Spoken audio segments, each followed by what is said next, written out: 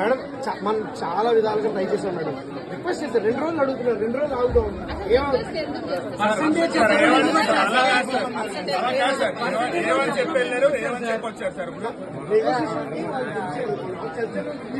ప్రతి పాయింట్ చెప్పారు, మనం అడిగిన ప్రతిదీ ఇస్తా ఉన్నారు. ఈ 30% ఏదైతే ఉందో కొంచెం ఆగండి, చర్చించుకుని వాళ్ళు నో అని కూడా చెప్పలేదు కదా.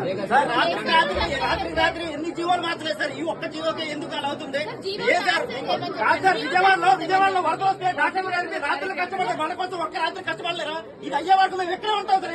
వెళ్తే మళ్ళీ మేము ఇది ఇక్కడ నుంచి జీవో రద్దు అయితే తప్పితే మేము ఇక్కడి నుంచి కదేదలేదు సార్. ఎక్కడికి వెళ్తాం?